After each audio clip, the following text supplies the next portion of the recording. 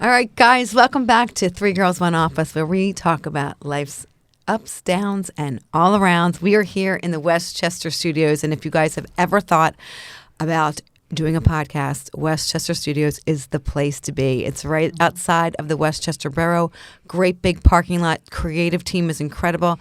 Definitely do yourself a favor and check it out. We are here in the studio with myself, Jen, and Steph and Dee. Hello.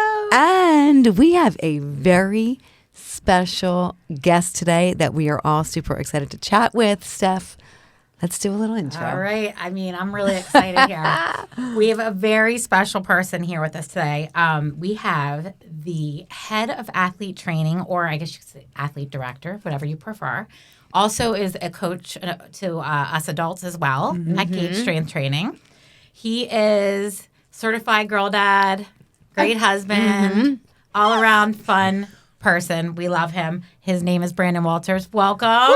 Thank you, guys. Thank you. Pleasure being here. So we have a lot to ask you, but I mean, with what you do for a living, you work with a lot of parents, kids, athletes. You work, you're busy all day helping other people. So we want to know a little bit about, first of all, how did you get into this industry? And I know you're a former athlete, so go ahead and start there if you want. Okay, so how I got into the industry, I had some very influential coaches growing up. Okay. And I always knew that I wanted to do something in fitness or teach because I feel like I am a natural teacher. So it wasn't until college where I was running track where I had two outstanding coaches, one a distance coach and one a sprinting coach. And they opened up my eyes to fitness and the importance of strength training along with participating in your sport. Okay. And from there, it got the ball rolling, and I was able to see so much progress in a few months that it changed my course of life. And from then on out, I was like, I want to coach, I want to be in the fitness industry, and I want to be around athletes. Okay. So it was like a natural fit for you. Mm-hmm. Can you tell us what sports did you? Obviously, you said track, but I know you played some other sports too. What did you play, and what was your main sport or favorite sport? So I could say I'm a jack of all trades a little bit. Not officially soccer, but growing up, basketball, track, and football were the three main ones. The kids around the neighborhood, we played lacrosse, volleyball, mountain biking. We did just about everything, soccer, baseball. And it was the ability to learn and to see different sports where I fell in love with track and basketball and football. So. Yeah, and you're you have hold records in running, correct? Yes. Don't be embarrassed. That's awesome. Let's hear him. Let's hear him. Yeah. Westchester East, I believe the record is still there. I ran a 200. It was just under 23. And at Elizabethtown, I believe it is number 6 so far all time for the 60-meter dash. And that was in 2010. So Wow. Wow. That's awesome. Yeah. All right. Well, I know we all have some questions that we want to ask you specific to, the athletes, but then we'll get into we have our own questions about coaching us and what adults can do to stay healthy as well. But Jen, do you want to start today? Yeah, sure. So I have kids that range all different ages, and I've gotten them involved in sports. All three of them have been in sports they're, starting at 8. And, in the beginning with my first child, we started getting her, introduced to soccer. That was her sport at 4, 3, pee-wee soccer, and then kind of leveled up. And then we started to do travel at about 8, where I thought, looking back, is that something that you think, when do you, I guess the question is, when do you feel like it's important to start, if you notice some athletic ability in your child, when is it the time to start working with them toward those goals? So I would say more or less, if they are playing recess at school, that is an excellent time to get them started. Physical activity and just teaching them the basics, where it could be push-ups, sit-ups, jumping jacks, mountain climbers, getting them to step off of a box and land square with their chest up. Doing those type of athletic things prior to is a really good foundational block that we can more or less go from there. Right. So age-wise, I would say anywhere between 6 to 8 years old is a really good time frame because, number one, they're really starting to understand their body and what they can and can't do. And then second, it's movement. They understand that, some exercises, some abilities such as a single leg hop where they're just trying to land on one leg, that could be difficult. But the more you practice with them, they catch on very quickly. Kids are very malleable, and it doesn't matter what you throw at them, their bodies will self-correct over time. Interesting, because, when I look at and I listen to that, I think like there aren't a lot that I have seen. Now, I could be wrong, but there aren't a lot of, like, let's say, classes that are adaptable to a kid that's 6 to 8. Like, I mean, unless you're going to get them in a community sport or something like that, it kind of be interesting. Like, if there were sort of like, I mean, you can get them in gymnastics and you can do all those things, but it's like, wouldn't that be cool to have? Like what you do Just like for an the exercise athletes, class like an for extra the class kids. for that age range. Yeah. Interesting. So, I feel like that I like age it. range too. I think kids generally just want to be moving around. For the most part. Uh-huh. So I think just emphasizing like the importance of body movement and just staying active because True. Because now we're saying, and I think you're younger than us, but like the cutoff of like. Now kids are so into their electronics and stuff like that. Sometimes they're like, no, I want to be on the iPad, and they don't want to, Play. get outside, move. And really, they're going to feel so good, right? Like, so I think Interesting. starting them young, just even if they're not athletes, just exercising, moving, right? Yes. For example, my daughter is not an athlete. Okay. My wife and I, we were athletes in high school and in college. My daughter loves to draw. She loves to sing. She loves to dance. Okay. But she has attended several classes in our youth program, and she loves it. Yeah. And it's honestly, it comes down to as long as the athlete is having fun, they don't care what they're doing. Yeah. If they're around other kids their age and they see, they're smiling, they're having fun, they're talking, they're knowing each other, like that goes further than knowing how to kettlebell deadlift. Yeah. Right. Yeah. So if you are a parent and looking to get your child into something like that, just because I'm curious to see like where could I go? So you said like your youth programs, like local. Yes.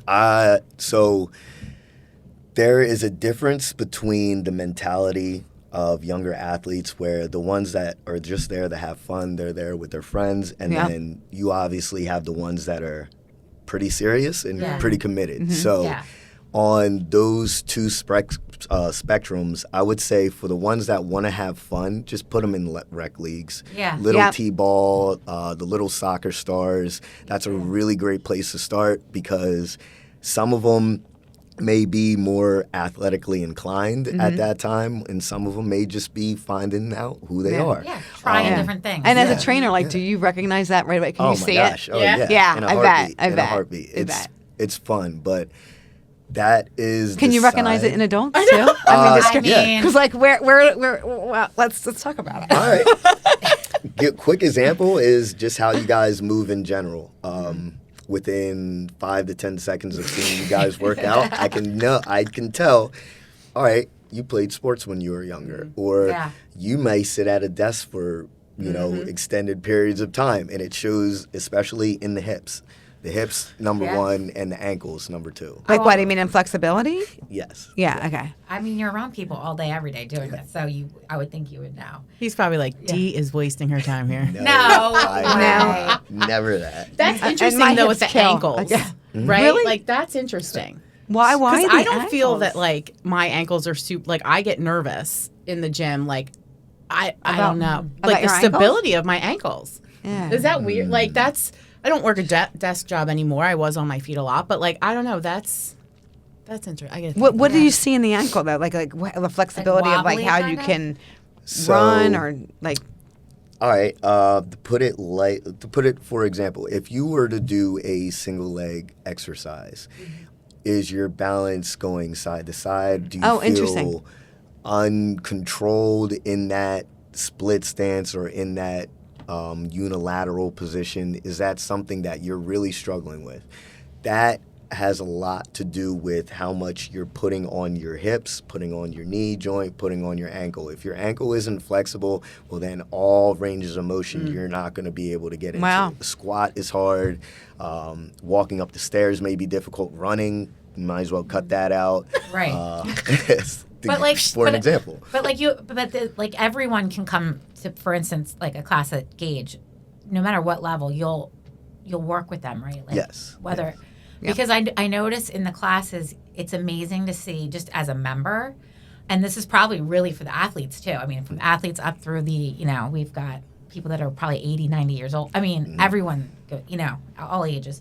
But it's interesting to see. I see progress in people. Just being a member, and it's like it's not that I'm obsessed with like staring at other people work out and all that. It's just that you're working out with people and you're like, oh, you like cheer them on because it's so exciting to see their progress. So you get to witness that like every day. That's pretty cool. Yeah. Oh, yeah.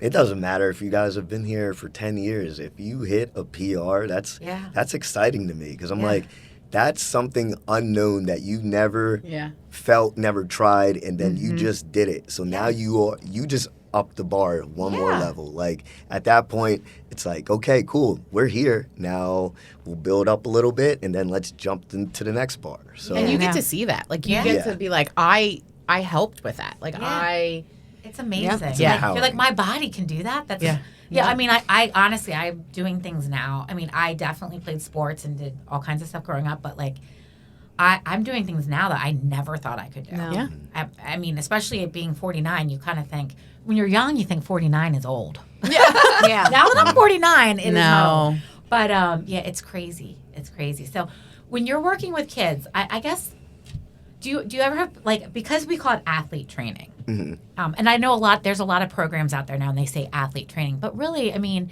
you're trying to promote kids moving their body, whether they're a beginner or an athlete, because you can kind of tailor things to how to help each individual person. Oh, yeah.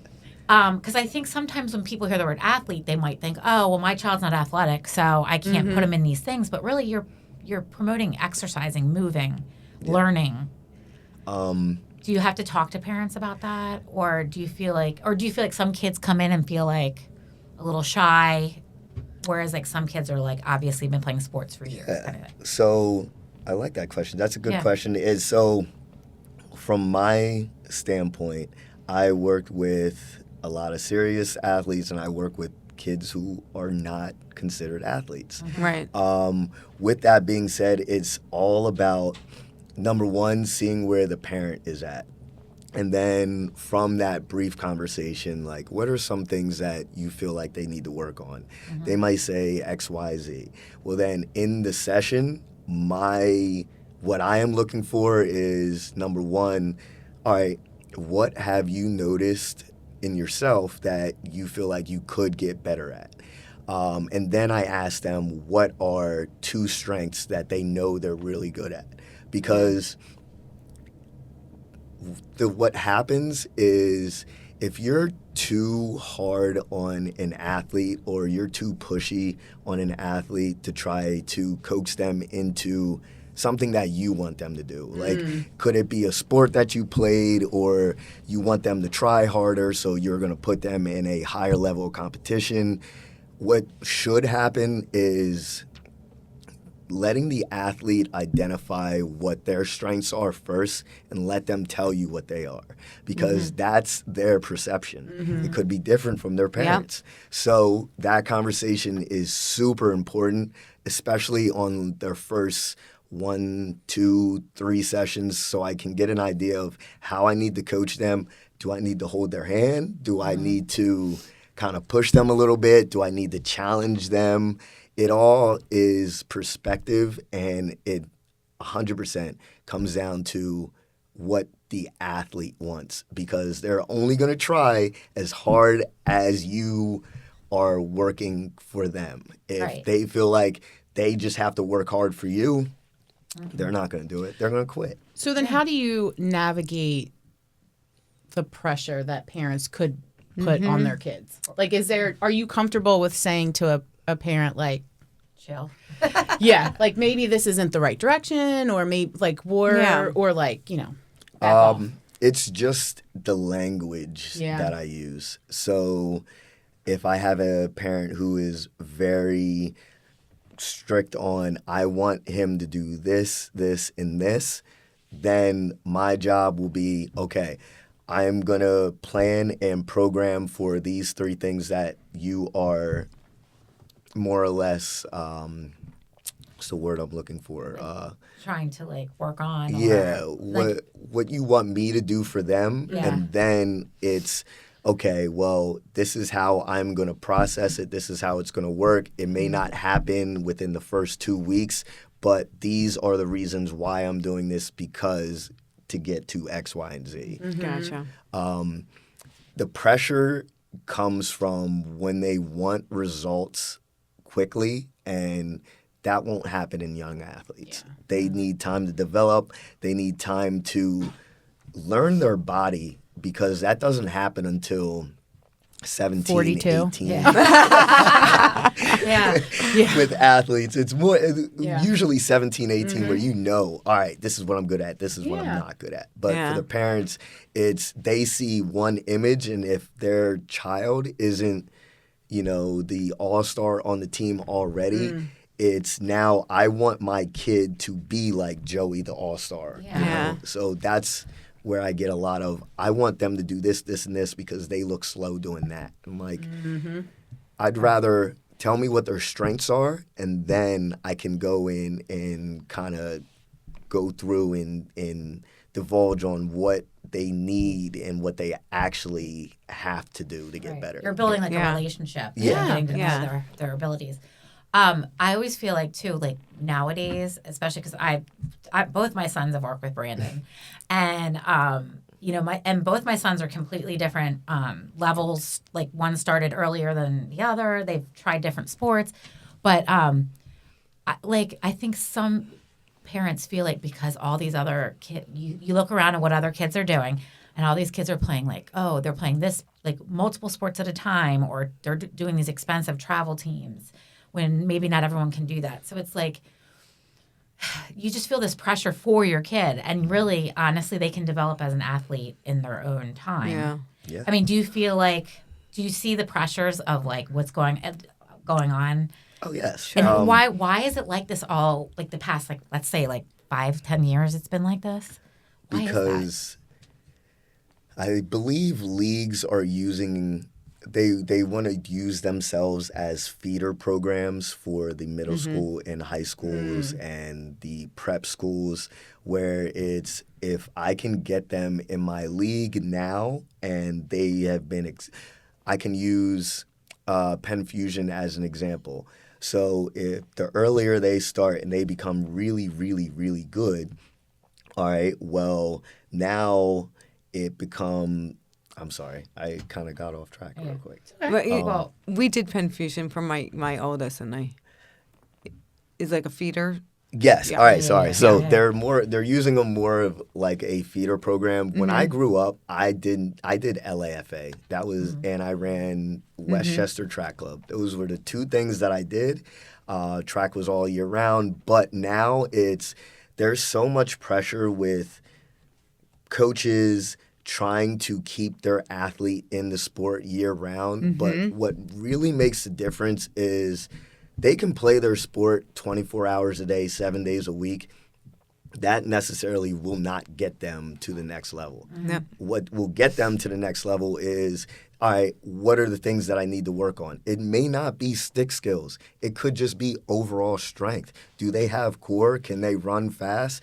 Well, if they're in 6 different leagues and they are at practice 5-6 days a week, you don't have that time to rest. You don't have time for recovery. You don't have time for strength. And that is the biggest discrepancy in what's happening now because kids get hurt at a far greater rate than what they did when they were younger Yes. because they're overworked. They have no maintenance and no recovery system.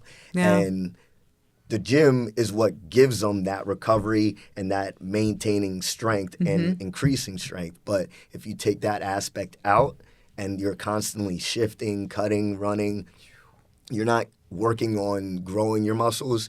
You're working on conditioning, and eventually it'll start to break down the muscles, the ligaments, the tendons, and they can't keep up with it. Right. So, You know, So overdoing it. Yeah, I was gonna say like I think too what you give these kids with a program like yours is the confidence too. Like I've seen that, and what I see now 100%. more than but more than when I was a kid in sports.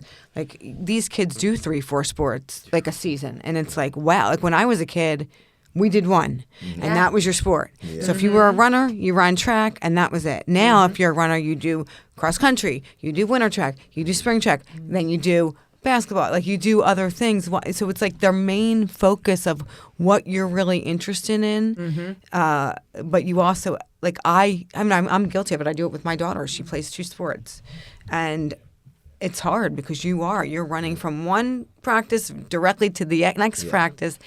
When I just see more and more of that. Like, do you see more and more of that now too? all the time. And do you see burnout too? That's Yeah, what right. reminds me Yeah. of that. If I could tell parents one thing, pick 2 sports that are not in the same season. Yeah. And then make sure that they have some type of training, i.e. like strength training or resistance or some type of recovery where they can work on improving their balance, improving their confidence, and injury prevention. Injury prevention will go so much further than keeping your child in lacrosse all year round. Right. Because eventually if they get hurt, I see a lot of MCLs, ACLs, and then when that happens, it's a 9-month to a year recovery to just get back to the field, to even just to get back to running. And then it's like you're starting all over again. All the kids that you were with are now at a higher level than you are because now you're trying to build back up to where you were. And That's it's tough, a downward man. spiral. Yeah, That's tough. There's so much pressure on these kids in it. So it has to be, honestly, you probably have a lot of like, you're doing like therapy with a lot of these parents and kids. Yes, Because the kids feel it, you know? And I think too, as a trainer, like there is a certain, and I will say, like, I don't know if you remember, but specifically, when you and I have worked together many times, I don't know if you remember that we used to like run after class. Oh, Yeah. God. Oh yeah. And what you didn't realize is that you were giving me much needed therapy in a time when I really needed it, just to have that conversation. I remember you saying specifically to me, like, you got to be in the moment. You got to be present. Like when you're working out, you got to like focus on what you're doing now. Like put everything else. This is your time here. And I, you know how I work out. I'm guilty of doing, and I. like, but people that are plays always in my running over head. to their phones. Totally. Yeah. And I During remember, class. like, I remember I had the I'm work guilty of it, too. scenario, and I was, and he was like, you need to literally be here now. You need to focus on the present and what you're doing now. And I thought, God, man, he's so right. And that plays back in my head. So I don't know. I'd want to say thank you personally from me, like to say like that, those types of things that those pieces of advice that you offer go like way farther than you could ever know. So Yeah, and you're working with people. I think sometimes, and a lot of you, I mean, every coach at Gage is younger than me. But you guys have so much to offer us as your clients, and I mean, words of wisdom. But yeah, because you've definitely said to me, it's your hour. Because there's sometimes I'm like, if something hurts or I might not be able to do something that day. You're like, it's your hour. Do with it what you will, but make the best of then it. he hands Oh, you really? a kettlebell that's 20 pounds heavier. Yeah, so here you go. Because I was going to say, really? Because he comes over to me and he's like, it's a good time to start sweating now if you want to. Yeah. But I will say, he said to me one day, he's like, because I see potential in you. Like, let's go. Pick up a heavier weight. And I'm like, I know. Yeah. Yeah. And then here comes like a 65-pound kettlebell. And I'm like, I don't know about that much potential. But we see things that you guys cannot see. Yes. And I can give you a little secret now. I'm going to divulge Oh, this. tell us. So, Tell us. Okay. whenever I have ever come over to you guys and started a conversation while you're working out, do you have any reason as to why I do that? To see if we can actually talk. Break my we're out of balls. breath. Yeah, that's the talk test, right? Yeah. I'm checking to see, number one, can you talk while going through this exercise? That's the first thing. And if you can, well, guess what? You should probably go a little bit heavier. I hate That's it. number two. So there's no winning in that. I'm not talking to Like, Brandon ever. God, again. God, I talked throughout the entire class. What are we talking about? I know. Exactly. So you should be Don't pushing take a it little bit personal when more. I'm never talking to you again. No. That's so simple funny. things, simple things. Like, So now we know. Yeah. When he comes over, we're like, just pretend you're tired. yeah. Does it get hard though, like because you're in a job where you are building people up, you're working with people that are you feel very vulnerable when you go into a gym as a client, and I'm sure like especially children. I mean, some of them like are like, oh, let's have fun, and they're touching everything. Then some are probably like, this is scary because I don't know what I'm doing. But does it get hard on you mentally to be like, or is it just become kind of second nature? Like, what do you do for yourself? Do you work out? Do you, unwind? I mean, that's got to be tough. So I'm like half of a nerd. So Okay. like I'll geek out on World War II documentaries, Nice. space What? documentaries, Okay. ocean, nature. So I think that's great. Uh-huh. That's that's awesome. that's Because my way of like breaking off. Does it get hard? Because you probably go home and you're thinking about like people's stories. Yes. Yeah. Oh, Yes. And I feel like these they're like my kids, you know? Yeah. So I've had 6 very influential coaches growing up. I'll go through the list real quick. Okay. Number 1, my elementary school gym teacher, Mr. Y. I went to Exton Elementary. Mr. Y was like fun. If I could put a word to him, his was fun. When it came to, what was that? I would say high school. No, all right, before high school, I would go track and field. So I ran track and field. I had 2 coaches track and field, Mr. Horsey and Mr. Gravely. Mr. Horsey is Mrs. Horsey's brother, if you're around from this area. Both of them taught me focus. And that focus is because track and field, you're by yourself. You lose, that's on you. So that's the focus. High school, Shaz Brown and Coach Kareem, both of them, they taught me 2 different things. Shaz Brown taught me determination, and Kareem taught me, the best word I could describe is water. He was fluid. And you like to teach that. I mean, now, and you really, yeah. we know you as like the one to drink water. Like, listen, it was not only the drinking water aspect, but every time he did, he was a professional runner, ran for New Balance, and every time he ran, it looked like he was swimming, like he was just running through water. He was so effortless, and I was like, I want to be like that guy. Okay. And then in college, last 2 was Straub, and I am blanking on my distance coach's last name, but both of them was Impact. And putting all those together, the fun, the focus, when it comes to the discipline, the drive, the fluidness, and the impact, that's what I try to bring to pretty much all the sessions. Yeah. You know, like, And you do. I want to write a thank you note to all of those people because you have carried all of their best qualities Yeah. It's with like, you. it's funny you say those And- things because that's what I think, that makes complete sense. We get to we get to have that because somebody gave that to you. Like that's a gift that you're giving all of us. Yeah, and I remember when you became the director of the athlete program, I was like, if he doesn't coach adults still, I'm going to lose my Oh, mind. yeah, we were- Because I need Brandon in my life. We were mad. And where are you still? Because I haven't had a class with you in ages. Your schedule's changed up a little bit. I'll be working more afternoons, but All right. Okay. Yeah. Well, For adults? Both. All right. Well, just fine. just know that we I'll be can't here talk around with for the head. noon. We can't. All right, Okay. the Okay. Go. nooners. All right. I like it. Well, Well, I have one. If you could just give one piece of advice for your athletes and your adults, like a life lesson that you hope like we would take away from your yeah, coaching. after working with you. Yeah.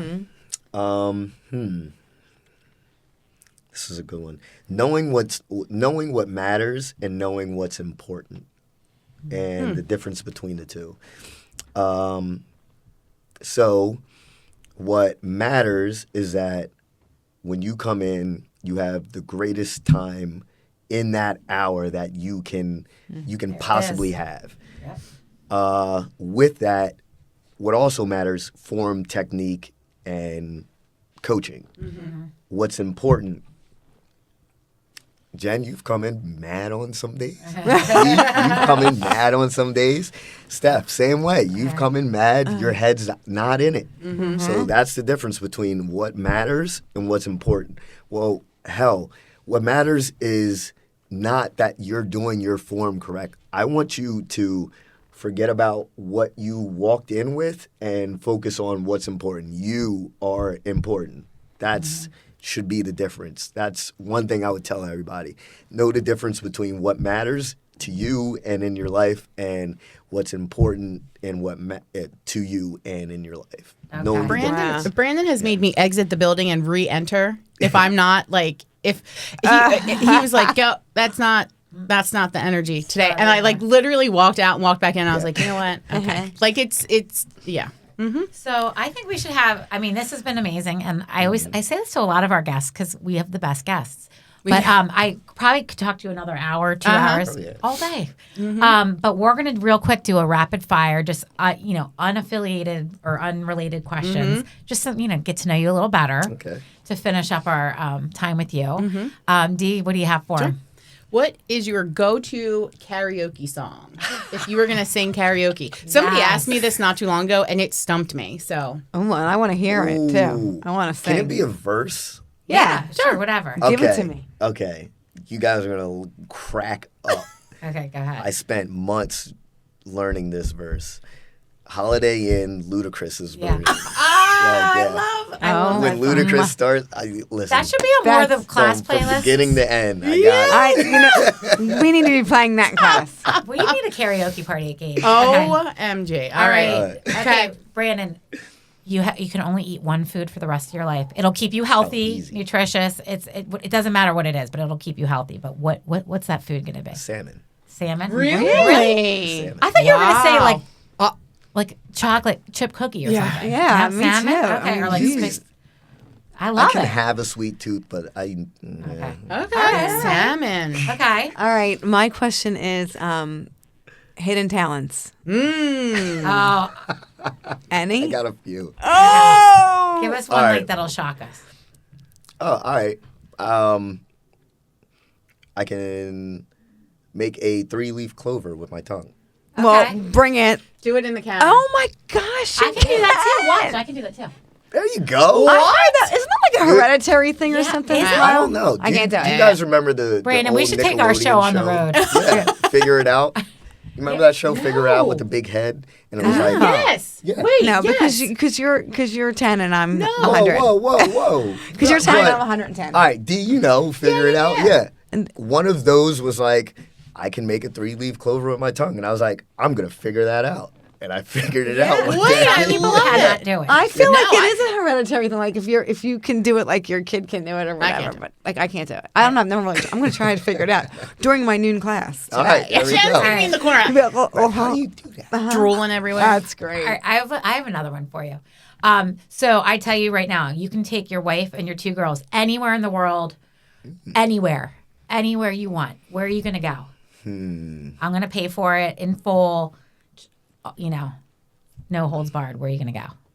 Topsail, North Carolina. You're Okay. good. Yeah, Okay. all right. You could I know take you love it there. your 3 favorite students in class anywhere. Where are we going? Are we going to top sale? Oh, I was going to say, who would be your top 3 students? Oh, I don't man. know. I'm saying it's us, Well, and you're going to have to agree because you're in here. I've I don't never know been if to you've Top ever Sale. been there, No? but it is heaven on earth. Okay. Okay, that's well, I'll have to awesome. add it to my list. Yeah. I've seen your pictures. Yeah. It does look It's amazing. yeah. That's awesome. All right. Well, we love you so Yeah, much. we do. We Yeah. really do. I Thank know. you very I much. give Brandon a lot of grief. A lot of grief. But I love it. we love you. And Brandon is coaching his 5,000th Woo!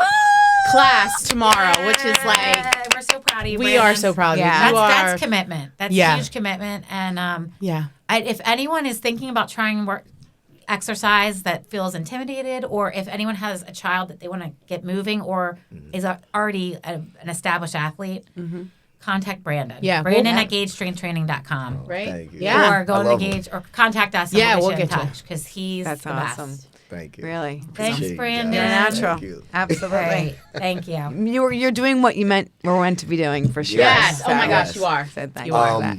Wow. You know, Rebecca said that to me today. I forget what the phrase she put it, but we have a Slack channel. I put it in the Slack channel, but it was like something you're passionate about, something you could get paid for, something that would you wake up every day for, like, or happy and excited about. I was like, yeah, I think coaching's that. Yeah. I Yeah, think so too. I would agree with that. Congratulations. Yeah. For sure. Congratulations to Congrats. Brandon. And we thank everyone for listening.